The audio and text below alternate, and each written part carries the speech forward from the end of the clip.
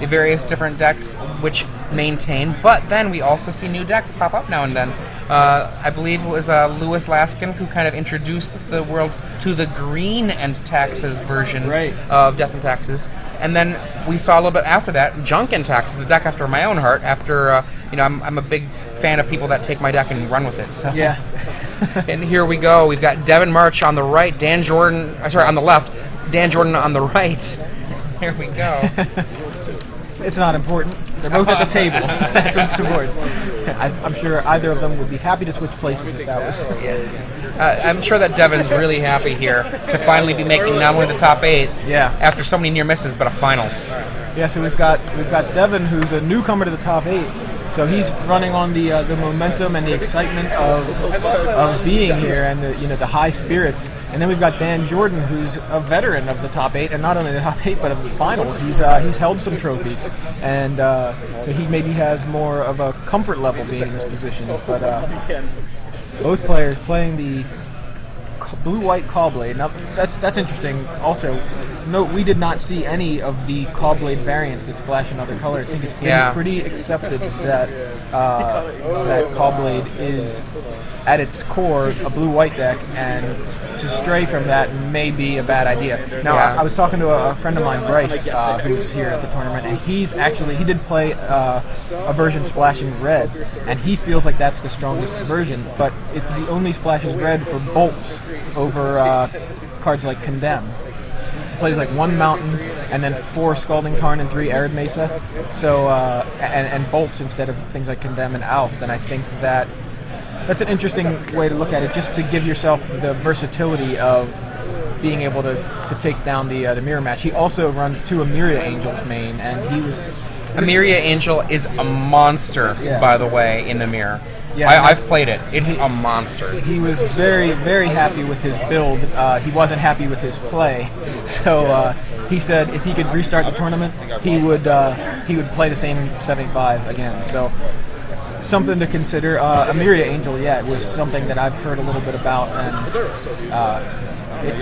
it's something I'm kind of curious to try myself. One of the issues with Emiria Angel is by playing it, it's very powerful in the mirror, but it also costs 4, and it does not blow the game open in all the matchups you might play. Right. You know, like one of the things that's really nice about Caw-Blade as a deck otherwise is it has this kind of insidious way of just doing a little thing here that gets advantage, a little thing there that gets you an advantage, and then, oh look, I connected with the sort of Feast and Famine, put the edge over the top. I mean, it's sort of like being an arm wrestler where you're kind of just doing a little bit of joking around with your opponent, and then you just push them down to the table. Emiria Angel, powerful though it is, doesn't actually kind of fit what the rest of the deck does in terms of those little edges. And you can stumble with an Emiria Angel. A 4-drop like Jace, if you cast the Jace, it's not going to make you stumble. Yeah. I think the analogy that I like... see some Hatfield's walking in. there go 8 copies of Candelabra of Tano's walking by. But one of the analogies I like about Caw-Blade Mirror is it's kind of like when you get a little crack in your windshield. It starts as just a little crack, and you're like, you don't even barely have to touch it, and suddenly it starts to crack more unless you get it repaired. It's kind of like you better fix that slight crack because it's gonna cause the game to get out of hand.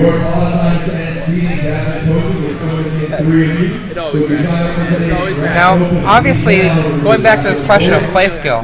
Now, let's pretend that we had in the finals here 2 decks that were 75 card mirrors of, say, Patrick Sullivan's red deck, right? In that matchup and in this matchup, luck absolutely is a factor. But luck is only a factor if play skill doesn't just throw the match away.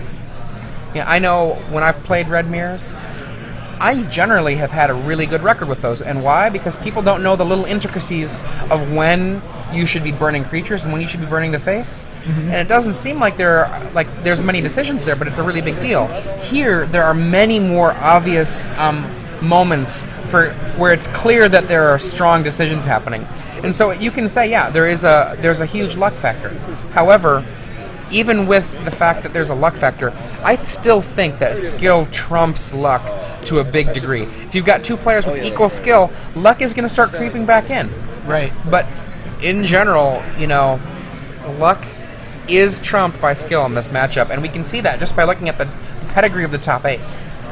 So Devyn leads with a Celestial Colonnade and Dan with an Island. And Devyn plays a turn 2 Glacial Fortress and passes the turn. Dan with the Sea Chrome Coast. You'll notice Dan here, no turn 2 play. He probably has a Mana Leak in his hand. But even if he doesn't, suddenly Devyn's in a position where acting is a little bit more problematic. Yeah. Neither player with a turn 2 play. Devyn goes with a turn 3 Preordain into a Scalding Tarn. Now you were just saying skill better than luck, but I thought the old saying was better lucky than good.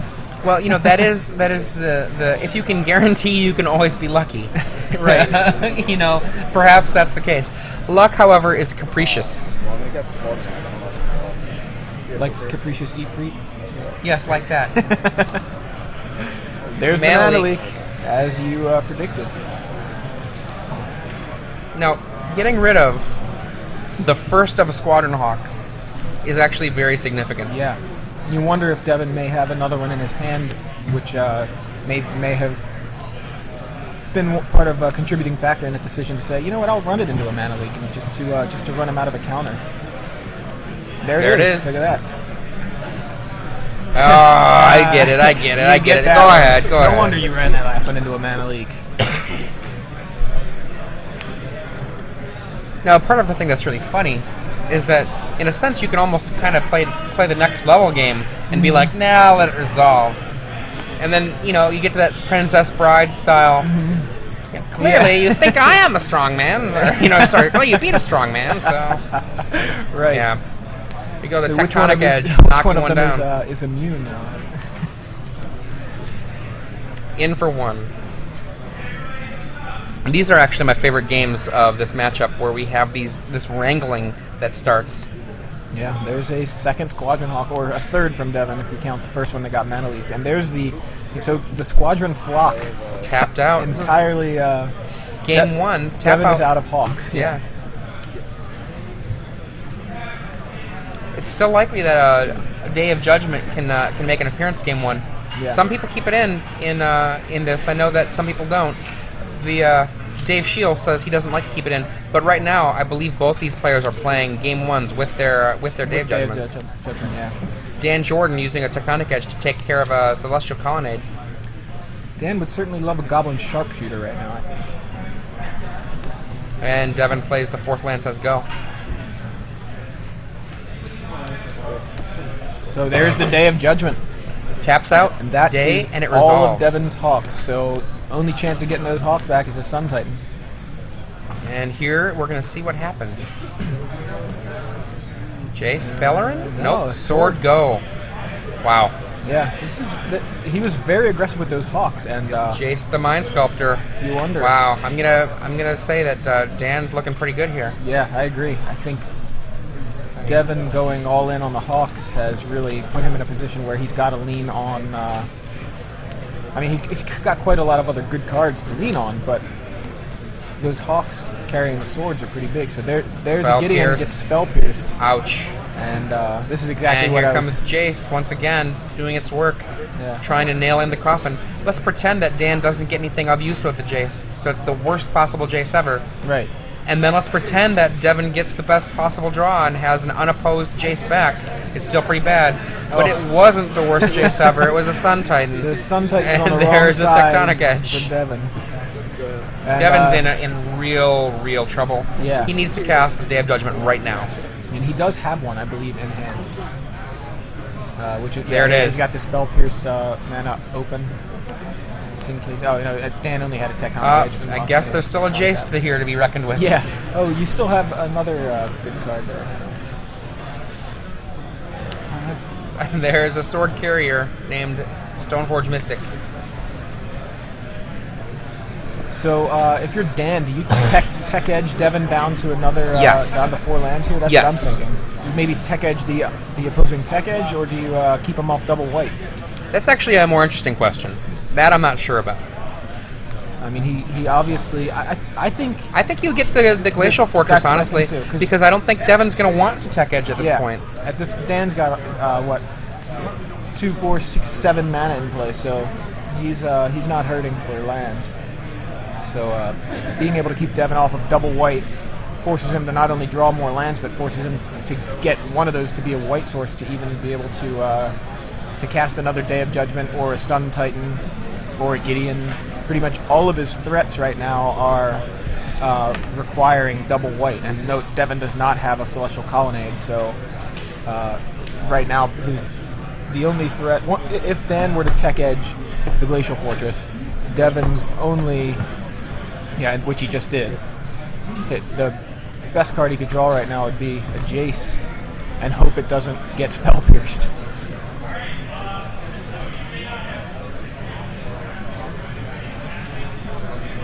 And let's see, there's a Jace, and it works. It does not get spell pierced, so that's a little bit of help for Devyn's side. And now a Sword of Feast and Famine is probably going to go to work. Yeah, I expect it will. This is the. Let's see. Oh, another Jace. He just casts the sword. I guess says, you know what? I'm going to get in. Attack for just +1. That extra 1 damage could be relevant. I guess that absolutely makes sense since Devyn is tapped out. There's no fear of a counterspell, so no reason to vial it in via the Stoneforge Mystic. But there is the other Jace, second Jace from Dan Jordan. And like we saw yesterday, Devyn scoops him up after that second Jace. Like we saw yesterday, if being behind, even if you can match, Dan won game 1, yes. Even if you can match Jace for Jace, if you're playing, if one player plays a Jace and the other one plays a Jace, and back and forth, it's the player who plays the first Jace and gets the brainstorms, gets the value out of it, is going to really have a leg up. While these players sideboard, wow, a year of free premium. That means you'll be able to have premium for 12 months. Remember, this is the thing that we've been talking about all weekend.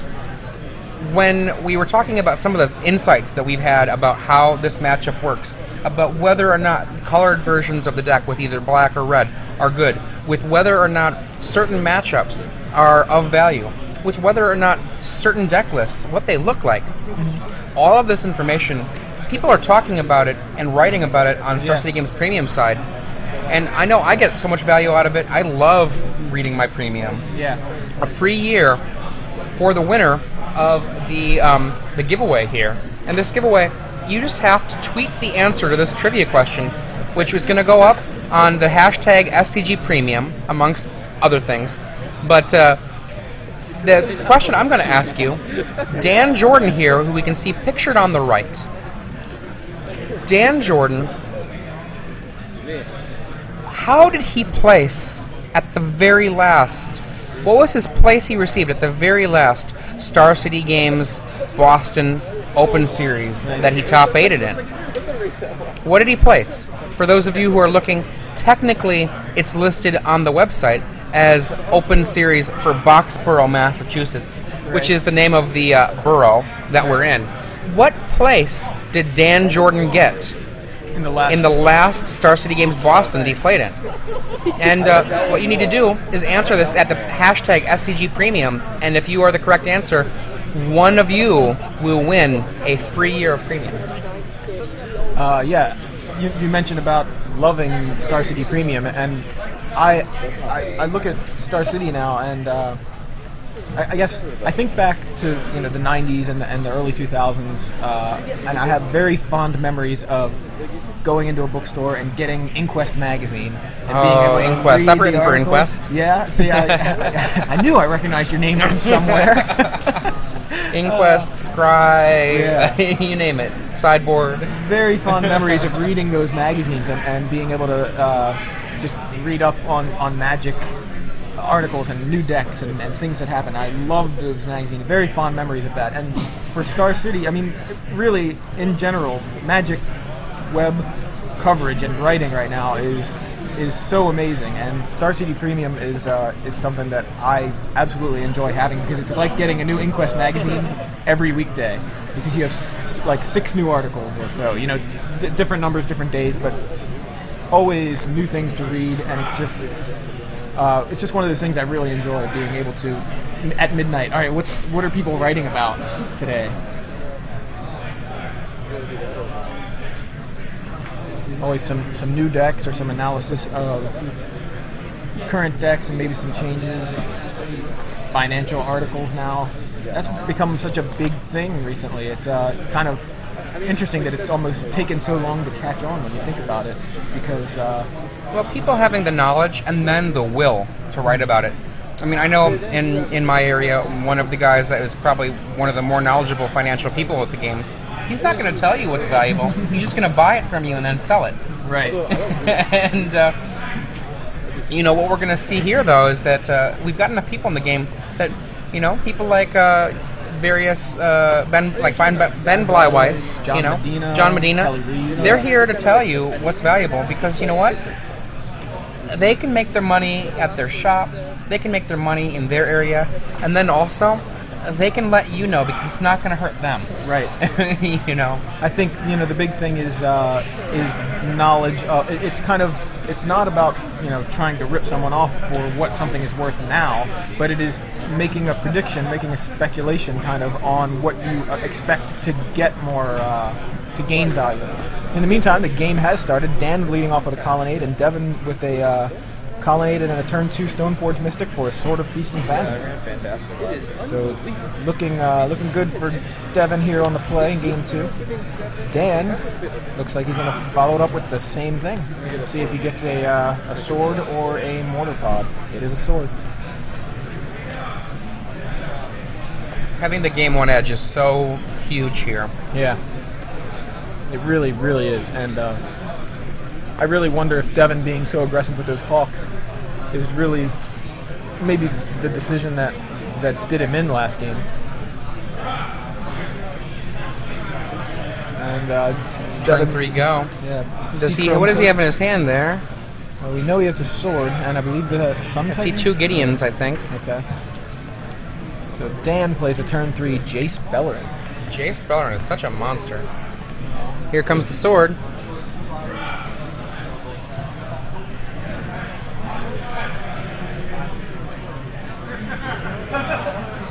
Drops an island into play. Attacks Jace with the Sword of Feast and Famine. I think that's a Summoning Sick Inkmoth Nexus that he just laid into play. Summoning Sick were it to be activated. Right, yeah. And Dan lets the Jace die.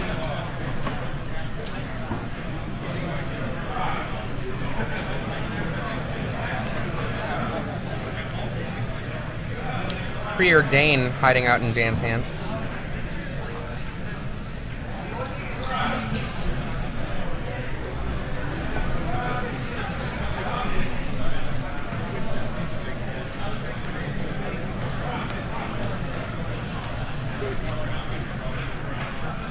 Says a go. Glacial Fortress go.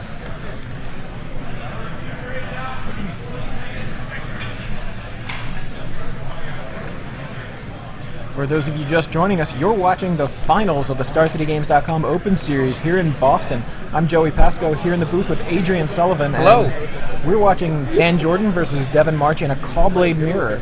And Dan has taken game 1 after Devyn was very aggressive with his 4 Squadron Hawks in game 1 and ran it into a Day of Judgment. And I think that may have been the turning point that gave Dan the opening to take him down in game 1. But here in game 2, Devyn looks like he's got an advantage with a sorted up Sword of Feast and Famine on a Stoneforge Mystic. So a sorted up Stoneforge Mystic is what I was trying to say there. And now an animated Inkmoth Nexus, swinging into the red zone at Dan Jordan, who is potentially about to have a poison count, which is going to be the first one I think we've seen in the top 8. Actually, in any of the. Rashad looks annoyed. He doesn't want to see poison in the game. I've heard me say poison, and Rashad's, oh god. So, I think that Rashad should make like little drops of poison along the side. Little skulls. Instead of, little skulls. And there's an Into the Royal. Into the Royal from Dan Jordan, not kicked conspicuously, even though he has the 4 mana. And he bounces the block. Bounces the Sword of Feast and Famine back. There is a poison coming. Oh, Rashad's so unhappy about that. Man, you just messed up my Cheerios. So I'm assuming Dan is hoping to drop a sword of his own into play here, which is why he did not kick the Into the Royal. Seems like good use of his mana. Also just keeping mana leak mana available as well. And here we go. Yep, there is a Sword of Feast and Famine. I mean, we know he has one in hand, unless he decides to play a Mortar Pod.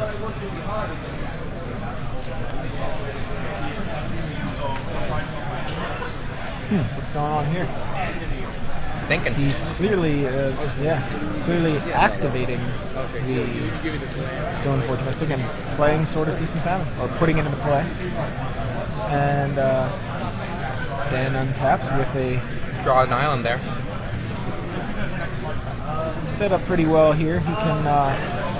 He can equip and then get in with the Stoneforge Mystic. If Devyn has a Condemn, Dan can Spell Pierce it. He has the Pierce.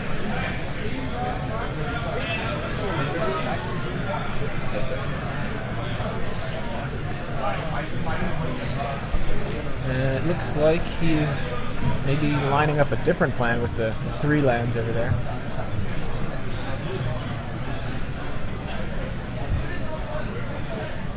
He does have, I believe, a Glacial Fortress in hand, so Preordain first. Okay. See what he gets. I believe that was a Sun Titan was one of them. I couldn't swear to it, but it looked. I think that maybe one what he in put the bottom, in his one hand. in the top. Go right to his hand. If it was a Sun Titan, it was what he put in his hand, because I'm pretty sure that's... Equips the sword. Yeah. So, oh, maybe wrong. Oh yeah, is he gonna? Caw? Oh, nope. Stoneforge Mystic. Another Stoneforge. Interesting. Going to require a counterspell to stop. Does not find anything. Oh, Mortar Pot. My Mortar Pot. Yeah, I didn't see it there. I was looking in the wrong place on the table. But yeah, there's a Mortar Pod for Dan from that second Stoneforge Mystic.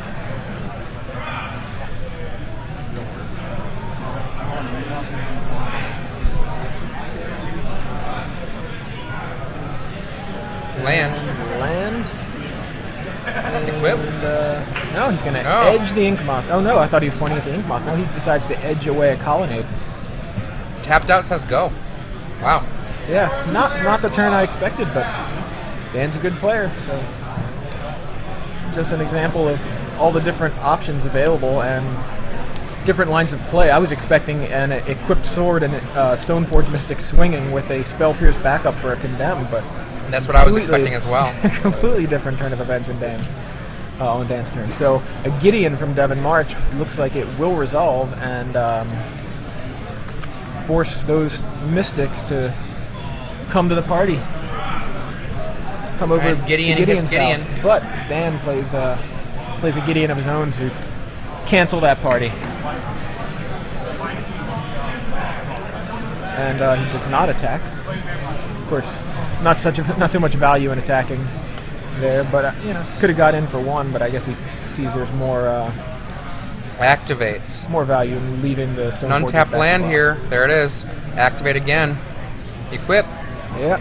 In for 3 poison. This is trouble, and this is the reason. This is something I'm actually excited to see because this is the reason that a lot of these decks have been playing Inkmoth Nexus. And how awesome is it to animate the Inkmoth Nexus, get in with it for 3 poison, then be able to untap with it, or untap it, and use it for mana, which is exactly what's happening here. Devyn with another Gideon. He is insistent on that party. Gideon says, "Bring it." Sword falls off of the Nexus at the end of turn. Of course, I do see a Sun Titan in Dan Jordan's hand. Yeah, and that's another card that has snuck into the main deck of most Callblade lists. I believe. What do we got over there? A Jace big Bellerin? Jace? Or big Jace? Where he tapped 4, so it must be big Jace. Or did he just play? Can we find out what it is that they just decided to hide from us? Mind Sculptor? Okay. Just checking. So, Brainstorm. I guess it would have been pretty obvious if I would have watched him draw 3 cards off the top of his deck, but it would be better if we could actually see the card. And that's what those, that's what's happening right now. So, move the Jace over just a bit. Yeah, there we go.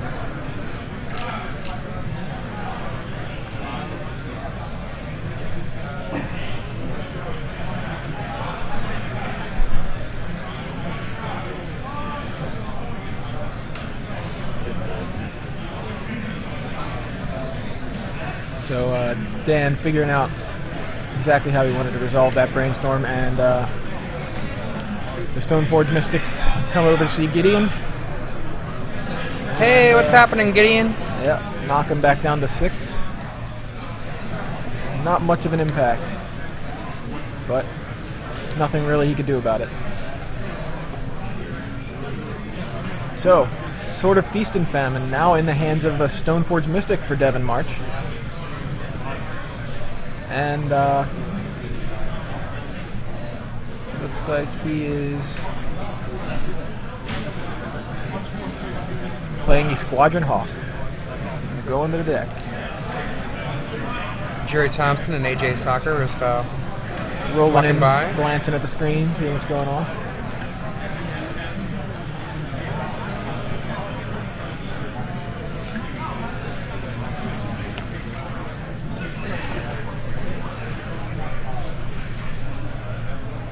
So it looks like you got 3 Hawks, full flock.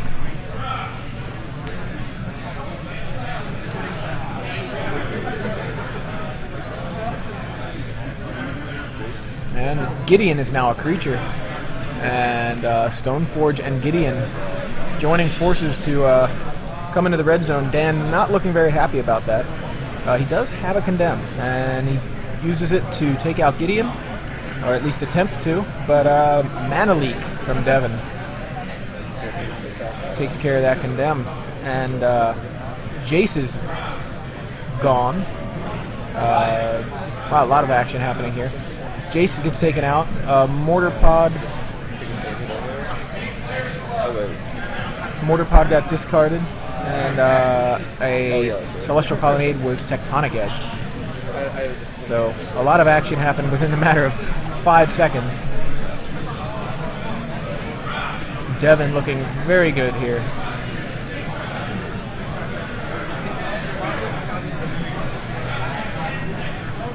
Three mana, drops Jace Bellerin. Yeah. So I'm thinking, you know, Gideon seems to like to party hard. Should we be calling him Andrew WK now? Oh my God. I don't know though, because that's especially for frogs. I feel like when Gideon is throwing a party, it's like it's a charming thing. Hey, come over, everybody, and then sometimes he'll kill you. You know, so here we go. 'Cause I believe that's the land that Dan might have wanted many turns ago. Yeah, well, he just got his Colonnade edged away too. I see a Carl Dillahay in the house.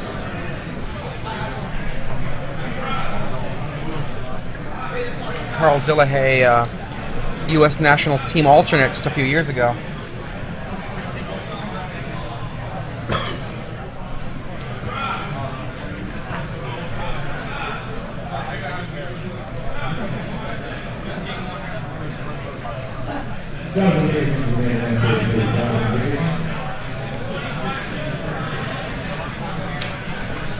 Stoneforge Mystic attacks Jace. A double Squadron Hawk block kills it. Double block for the Mystic. So Devyn looking... It's just looking really good for Devyn, and Dan can't seem to get a leg up. But there's a Sun Titan, and that will help him if it resolves, which it looks like it will, because Devyn only has one. Devyn only had one land on tap, but yeah, and then a Jace to get rid of Devyn's Jace.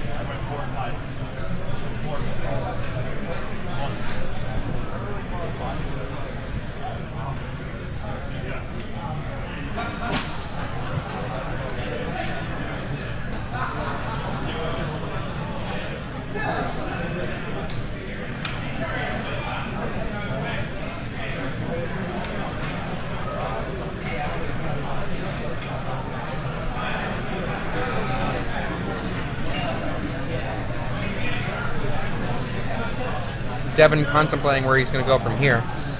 The Sun Titan, really powerful card. Yeah. He doesn't, I don't think, have an answer for it directly. So, the sword. I think I'd be going sword on Inkmoth Nexus here, but not Devyn's plan. Off screen. Looks like another Squadron Hawk. Make room, guys. Make room. So Devyn, knowing he's going to get in with the sword, taps out. And, oh wow, there's actually 2 Squadron Hawks over there. Didn't even see that second one. So, huge Planeswalker coming into the red zone, and a Squadron Hawk wielding a sword. So Dan deciding what exactly to discard.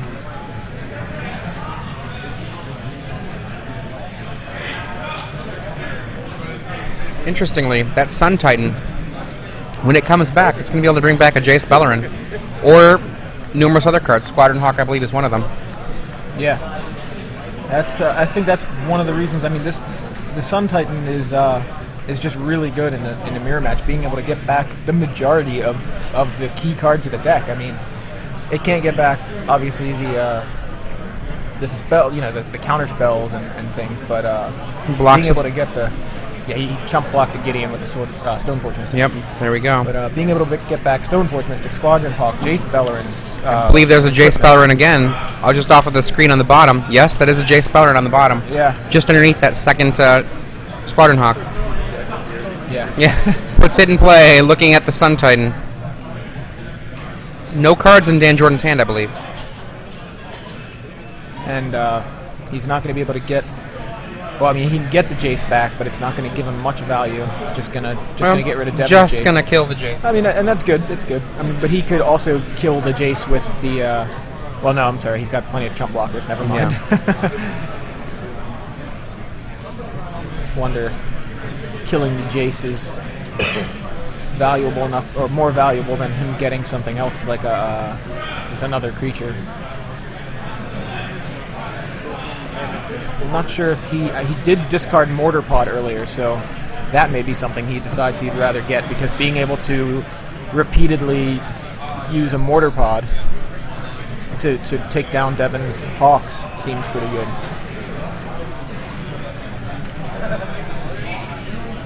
Sword. Second Sword of Feast and Famine. Equips. Equip. Makes it big enough to block a Gideon. Yeah. He says attack, and I'm going to get back. Does he get Mortar Pod here? Or Jace? Okay, goes with Jace. Jace for Jace. I think if that Sun Titan sticks around for another turn, chump block with the Stoneforge Mystic from Devyn. I think if he sticks around for another turn, I think Mortar Pod seems like a good card to start thinking about in the graveyard for Dan to get back with that Sun Titan. But now Devyn's going with the Animate Inkmoth, equip it with a sword plan, which is really, I think, having the... Basically, that's like a 6-power creature if you think about it. I mean, it's a 3-power, but dealing the damage and poison. The Sun Titan can theoretically block that Gideon, survive, and then a Mortar Pod would finish off the Sun Titan.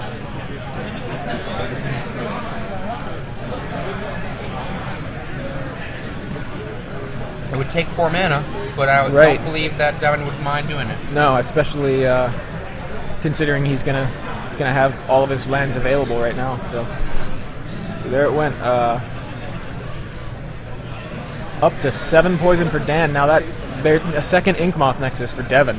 So says go. Says go, but that's Dan's on a 1-turn clock if he can't deal with those Inkmoth Nexuses. Nexuses. Is it Nexi? I don't know.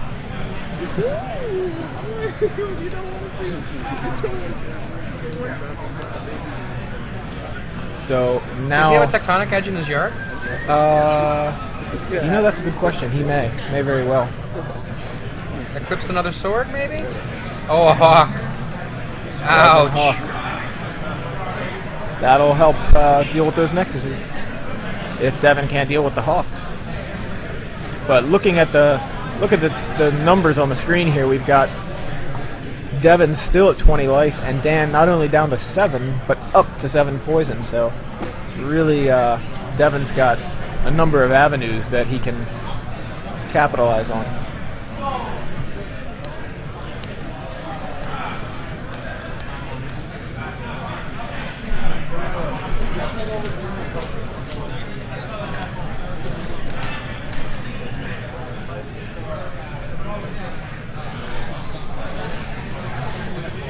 Dan surveying his graveyard, figuring out what might come out after he attacks. Going after the Gideon once again, demanding that a Squadron Hawk or something block. And look, there is a Tectonic Edge. Yeah, that is very relevant right now. So there Hawk goes dies for the cause.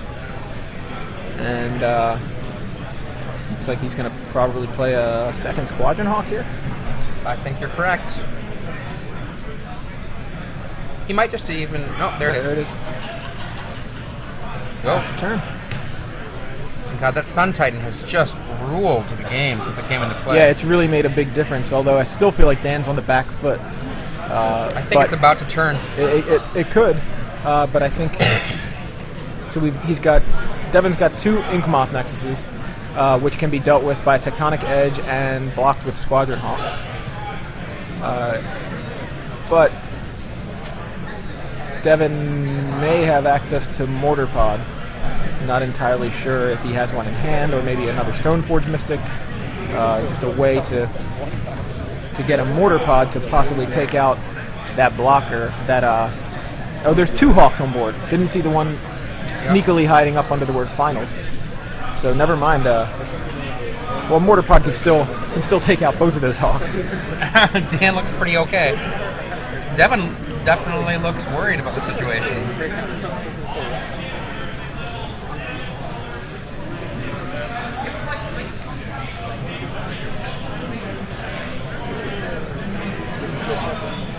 So taps 2 to equip his own Squadron Hawk with the Sword of Feast and Famine.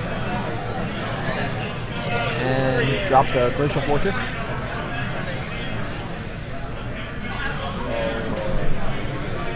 Looks like he's going to activate Gideon, make him a creature. Or animate Gideon, actually, probably better. Here they come. So Chump chump. Chump with the Hawks. And Devyn desperately searching for an answer to that Sun Titan. Does Dan blow up the Tectonic Edge, or Tectonic Edge something now, just to get some different value out of the Sun Titan now? Decides not to. I mean, there might be another edge in the yard, even. That's true, yeah. And also, he can still play Squadron Hawk, or get a Squadron Hawk.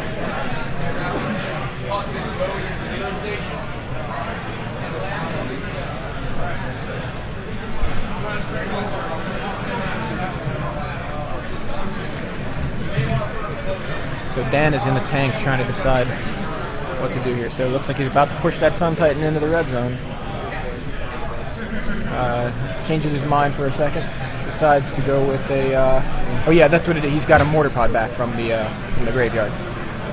And looks like he takes out a Squadron Hawk, which is Devyn's only available blocker, not including animated Inkmoth Nexuses. There is a Celestial Colonnade back there. Yeah, but he can't activate it with the mana he has available, I don't think. Or, depending, okay, maybe he can. He can. Depends on what he's doing right here. Looks like he's trying to decide.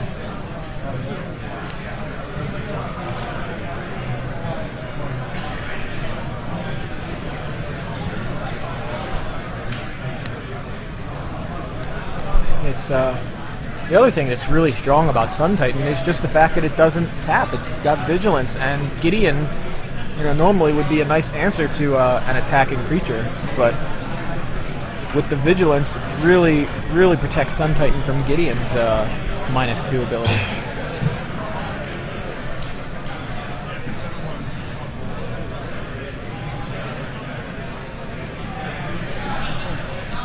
Asks how many cards he's got.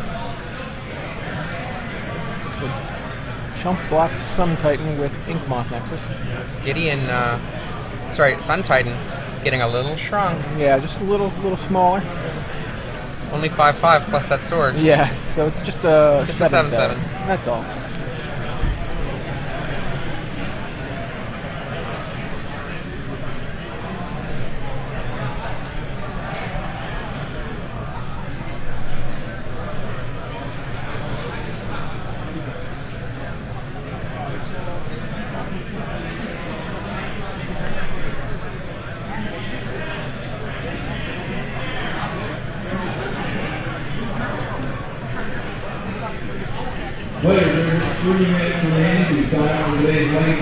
And there is a Squadron Hawk from Dan.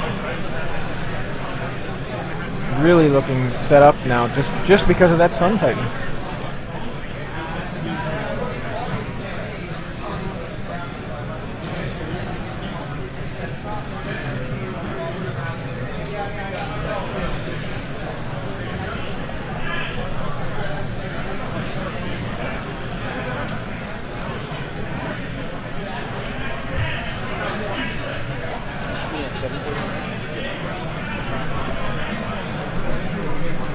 Dan tapping and untapping.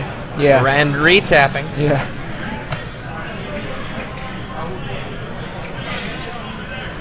Equipping. Making his Sun Titan now a grand 9/9.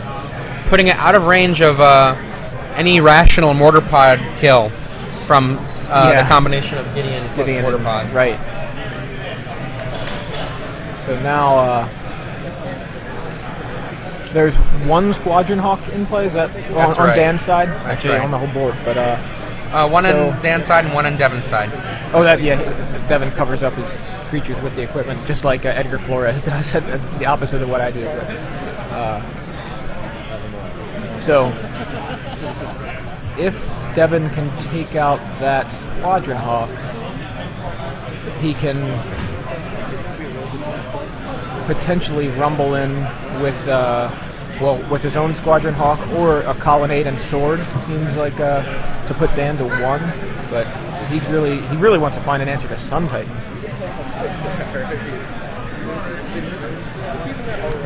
The nature of Sun Titan's card advantage is actually really just kind of ridiculous. It's really out of hand at this point. Like the amount of card advantage that Sun Titan has managed to provide for Dan. The cards that Devyn has fought and just had to fight again. 6 mana of his own for a Sun Titan. Now they're not legendary. 2 mana left, but now maybe Devyn can kind of match that edge that Dan has managed to get, or at least threaten to match it.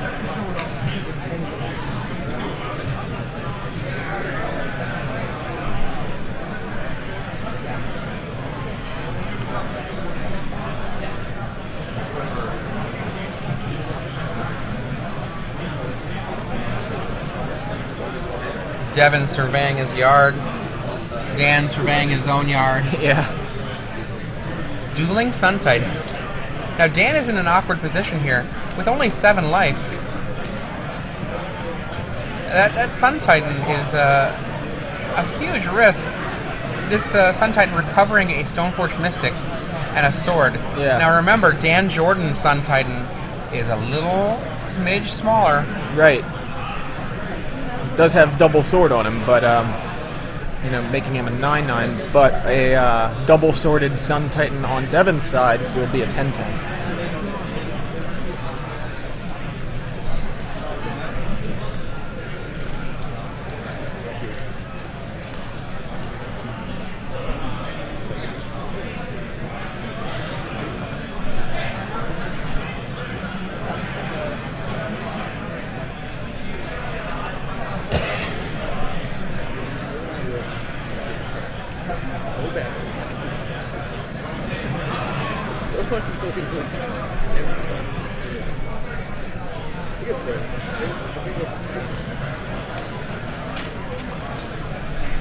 Getting a little sneak peek here from Drew Levin.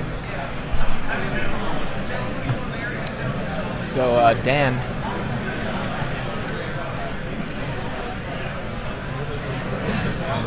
gets edges away the Inkmoth Nexus, I believe, that Devyn had left, the one remaining Inkmoth Nexus. And now Dan has has his turn to play with, and 7 life. 3 potential poison could take him out, but there are no Ink Moth Nexuses for Devyn at this point. But that could change with Devyn's Sun Titan, although I'm not sure if that's the strategy he's going with anymore. I think if he had decided to actually go with the aggressive poison strategy, I think he may have actually won by this point, or at least been in a very different situation. It seemed like he kind of was like halfway in on the infect strategy, and I think that's I think if you're going to do it, you need to just do it. It seemed like he was very hesitant to decide which kind of what way he wanted to win.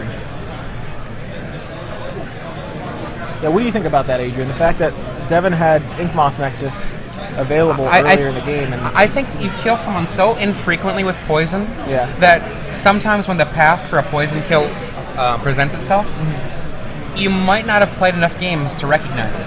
Yeah. It just looked like, you know, he got in twice with it on the sword, or with holding a sword, and once without.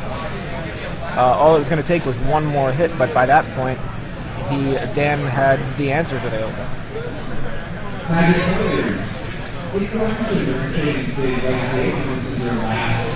And Spell Pierce from Dan.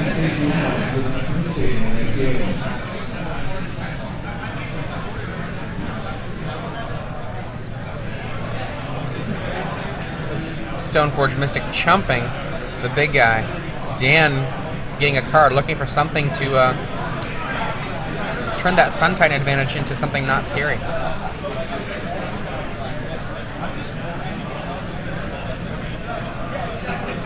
So Devyn is entirely tapped out at the moment, so Dan's got free reign to cast whatever spell it is he needs, but I think that's what he's trying to decide, what exactly he wants to resolve. We have not really seen much in the way of condemns in this game, too. Yeah. I wonder if they still are in the deck. I would imagine so. Yeah. But where they are, I would like to know. It's a good question. I know if Devyn's got them still in his deck, he's wondering where they are too, because he wants to take care of that Sun Titan. Yeah, both and he's of them wanted at this it for a while. Yeah, both of them at this point. But I know Devyn's been digging for it for a while now, and has not been able to find an answer for that Sun Titan.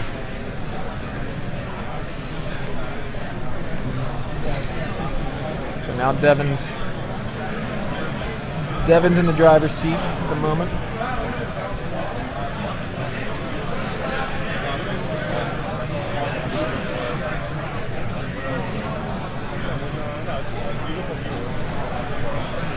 Taking a look at Dan's graveyard.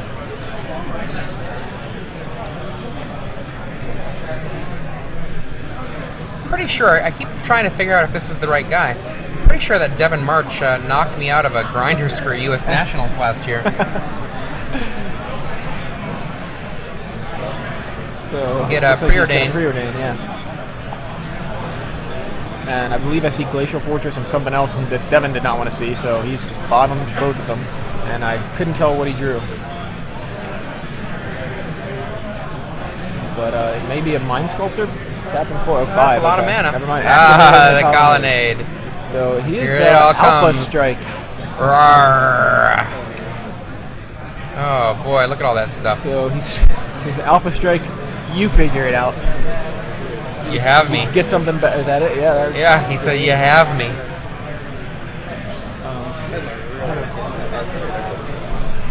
Okay, Devyn March, not unhappy about that turn of events. And one of the things that happened there, Dan Jordan totally clawing his way back on the back of a Sun Titan. And then when Devyn brought his own Sun Titan to the party, essentially what ended up happening is you end up with a situation where the only advantage that Dan Jordan was eking out in that table is suddenly being matched by Devyn March.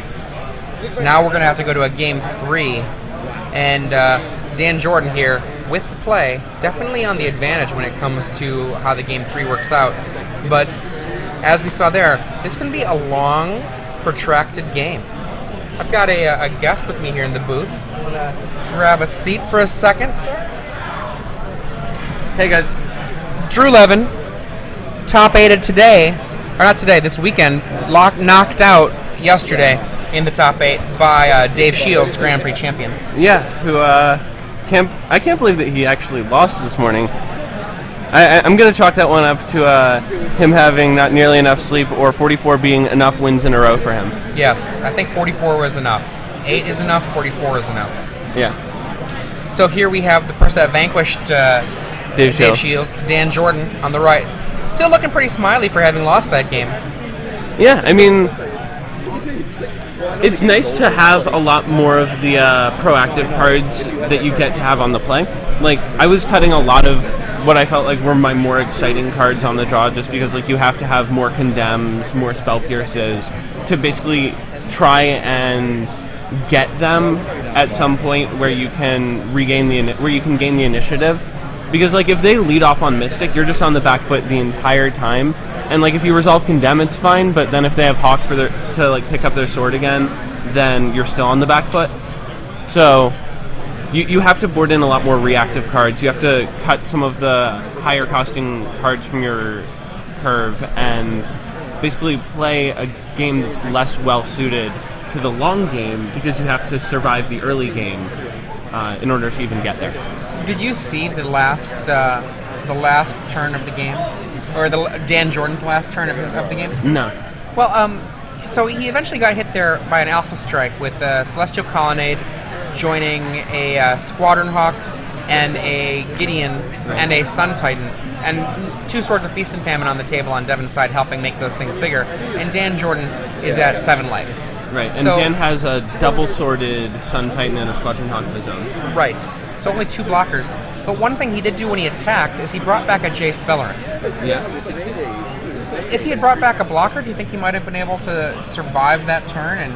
Dan brought back Jace Bellerin? Dan brought back Jace Bellerin. So, when he passed, he was just dead on board? Yes. Nothing new happened. Yeah. Like, you preordained, cast nothing, animated Colonnade, animated Gideon, sent? Yes. I mean, how many cards does Devyn have there? Devyn was down to, I think, 1 or 2 cards. Yeah, okay, so, I mean, the thought is if they have, like, 5 or 6, like, you just have to hope that they're on, like, a bunch of Planeswalkers. Like, they have a Gideon, so, like, you have to hope that they have multiples and, like, a Jace or something. So you block their Jace with your Jace so that your Titan doesn't get bounced. Right. And just hope that they try and cast a bunch of spells and that you get to untap and trigger Sun Titan again. But, like, in that situation, I think that, yeah, probably bringing back blocker would be a better idea. I mean, I would have brought back Tectonic Edge if he had access to that. I believe he did. I believe there was an edge that had been used and was back in the yard again. Yeah, I mean, like, that's an awesome blocker. Costs 2 mana, but, you know, it makes them use 6. Definitely, once there were double Sun Titans dueling away at each other, the game becomes, again, back in the same direction it was before. Devyn was kind of going over the top of Dan Jordan pretty much the whole game, and then on a particular turn in the mid-game, Dan taps out, casts Sun Titan, has 1 card in hand, and is like, Sun Titan, it worked? Okay. Okay, I'm in this game. And then started pushing his way back, making Devyn start to slow down, and then Devyn puts his own Sun Titan down, and now we're back to the position we were before, with Devyn just leaning on Dan Jordan. Yeah, I mean, Sun Titan has always sort of felt like the ultimate trump in this matchup, but, I mean, as a lot of people have figured out, what makes the matchup so interesting is that sometimes you can't cast Sun Titan, sometimes you can't resolve Sun Titan. A lot of people early on boarded out mana leaks in the matchup, and then they realized that everyone was trying to actually just get to 6 mana and cast Sun Titan, and so kept mana leaks in, so it's not like you can just jam Sun Titan and expect it to resolve. Sometimes you get the heavy Tectonic Edge draw and you just edge them out and you draw more lands than they do, and you know, it's a very, very interactive control mirror, precisely because every single resource interacts with all of the other ones. And so if you can balance your resources and figure out where to overpressure theirs, you're going to be in a very good position to win the matchup. It's like Devyn's taking the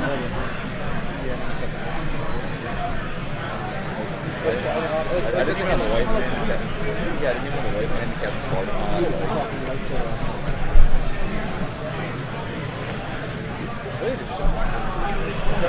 Okay. So, this will be the last match that we're likely to see today of Cawblade v. Cawblade. Legacy is upcoming, so it is possible. Louis Laskin told me that he was playing Squadron Hawk in Legacy. So, and if he managed to convince someone else, Edgar Flores said that he might be trying to. Yeah, I hope they get paired. You guys have to be Cawblade in Legacy.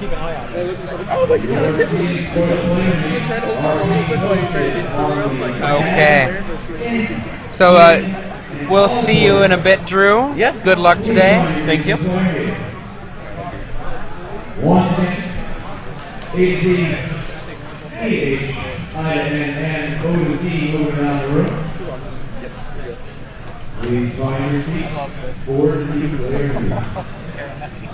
Actually, more main deck Blue Planeswalkers today than yesterday. Okay, Dan Jordan, second turn, lays the Squadron Hawk. His opponent, Devyn March, is turn 1 Tectonic Edge. For those of you who are just joining us, this is the finals of Star City Games Open Series Boston. It started yesterday with 487 players. We're down to 2. I'm Adrian Sullivan, and I'm joined here in the booth by Joey Pasco. Hey, everybody. We are in Game 3 of the finals, so it all comes down to this. Look at that now. I think I see 3 lands to 1, Yeah. and I think I see Devyn March twiddling. Yeah, that is looking. It is looking like Dan has taken several turns while Devyn has taken 1. Go! Oh wow! What did he Oh boy! keep? Did he really keep? I mean, I know he mulliganed, but I mean, I would be happy to go to a second mulligan. Yeah, You for know? that. I mean, it's one thing to keep a 1-land hand with like a preordain that you can cast on turn 1, but to keep a 1-lander that's not going to let you cast any of your spells seems really sketchy.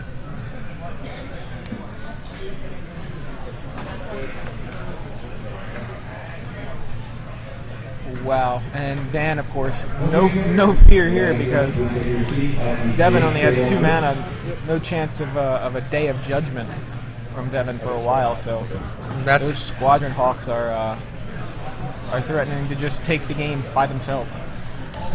Shot. That was a double already. Okay, so I mean, I don't know. I still think 4 might be better than 5 at that point. I mean, calling me crazy. Maybe you just have to hope it works out. Did he go all the way to 5? Is that what He did go to 5. Okay. Yeah. And Jason bounce, And in for they 4. come.